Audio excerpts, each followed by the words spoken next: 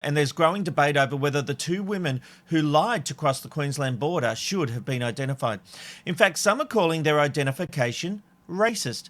Last week, Robbo questioned why these women had been identified but not others who had done the wrong thing. And it's an issue the ABC's Media Watch spoke about last night. Let's take a look. But others believe the brutal media shaming does more harm than good. As former LNP politician Ewan Jones told The Drum, "There's so much downside to putting their photos in the paper.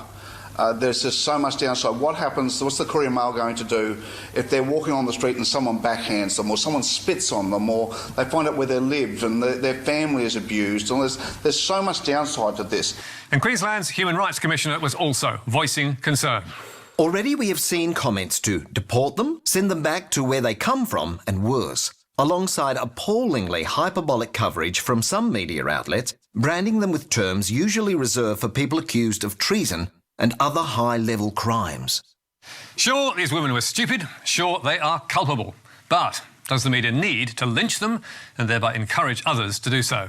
Answer, no, it does not.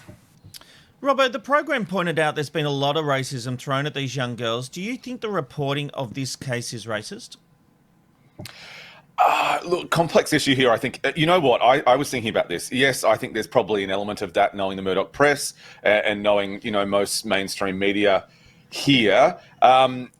It's a fun story to latch onto, right? And I mean fun in inverted commas. The other thing, though, is I reckon if these girls were white but looked the same, had the big lips, bleach blonde hair, I almost think that they would also still be getting the same amount of coverage, because then you'd go down the dumb blonde kind of thing. Or if it was a really ochre Aussie bloke with a mullet and wearing a singlet, I think you'd also get the coverage. I do think that it's possibly more because they are women. I really do think that's an angle, and I also do think that it's because of the way they look. I think more than what the colour of their skin is. That's what I'm kind of leaning towards. Completely agree. Look, there's no doubt there's been a racist backlash to them from members of the public, talking on social media. So I fully accept that. But to suggest that the commentary from people in the media was basing this on racism is so beyond the pale to me. A friend of mine pointed out to me that I appeared racist when I talked about these ladies the other week because I said they look like the type that would do it. That wasn't based on race. That was based on their attitude and the way they came across in those photos with the Botox lips, and they just looked like they didn't give a care in the world about anyone else. And I would make that I would summarize that based on if it was a white woman. I didn't even care about the race. I was looking at those women thinking, yes, you do absolutely think you're above. And I actually said, you think Daddy's just going to pay for this? I don't even know if they're rich or poor, but they've tried to certainly look like they're rich with the lips and everything like that, and Insta famous, and they just look like arrogant schmucks, and they lied on their declaration. But I agree with all of what you've just said, but I also want to go back as well as let's play even Stevens across all of this. So let's name the security guard who had sex with the people. Let's name those guys that went across. Especially let's name the rich couple in Melbourne that went to Aspen and then ignored everything.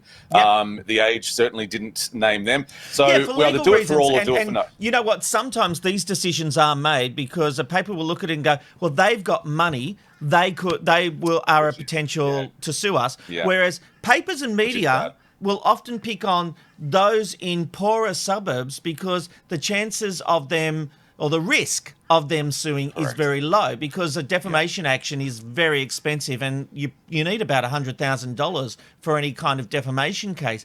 So the newspapers know this. So obviously the people that they were looking at naming, they didn't because of their financial circumstances. And everyone who does the wrong thing should be named and shamed and given a $40,000 fine. Let's not just make this a $4,000 fine. If you lie on a declaration form, which is an oath, $40,000. That will make people think twice and have it be, if you lie on this form, you will be fined $40,000. Then let's see if people continue to flout the law. Yeah, but I mean, we all work in the media, so we know how this works. When it comes to reporting a story, it's very quick that they go, it's a mother out of wedlock. Oh, she's coloured. Oh, she's poor. Oh, this is a great story. I mean, we've watched that happen, surely. I mean, I'm I'm not speaking out of school when I say that I've heard that happen in newsrooms. I mean, when it comes to sensationalizing a story, you know, it's very easy to do in this particular circumstance, which I no doubt think is one of the reasons why this story took off. But you can't necessarily always blame the media. I mean, the reason why this is water cooler talk is because it's easy to add all of those extensions that, Rob, you just added on. You're like, oh, you know, daddy's going to pay, or the lips and all of this sort of stuff. Like, it's an easy story for people to stand around in the water cooler and have a few comments on, and more so than if it probably was a white person. But can I ask you, Ben, we're talking about giving like fair, even Stevens kind of coverage. You're in Melbourne, you know, all of you are doing it really tough down there. Would you like to see, though, because these girls have yet to, you know, they've tested positive, they've yet to create a massive cluster and all that, and, you know, God willing that they won't do that. But the hotel situation, the security guards, the way that was handled, they did create what you are now in, or they were part of the creation. Do you want to see them named and shamed? Because if they were, you get something back from the fact of everything that you have to give up now for the next 6 weeks?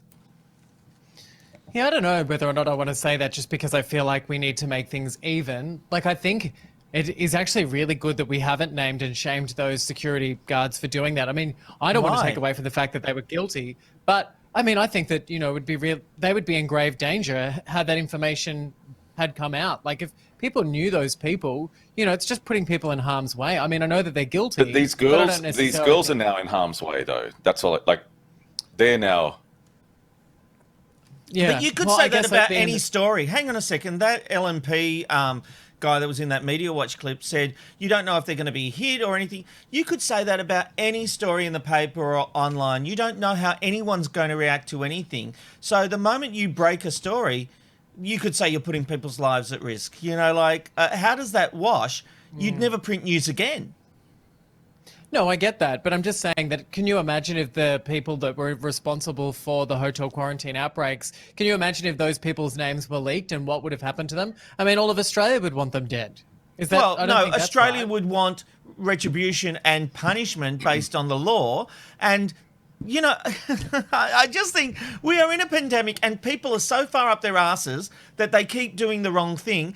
And now that all bets are off. You do the wrong thing, $40,000, your name is put out there. No more protecting these people.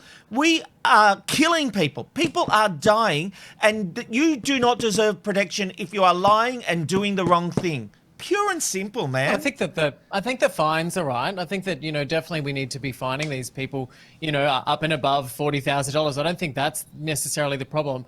I was making a point originally saying that the reason why this story has sung as much as it has is because it has all of the elements. The media have made it sing, and also the public have chewed it up because of what it is. Yeah. You know, and I think that means that responsibility falls down left, right, and centre when it comes down to the fallout. However, when it comes to the security guards that were having sex with those people in the hotel quarantine, which are responsible for the leaks in Victoria, I wonder what the situation would be like had their names been out there, wrong or right.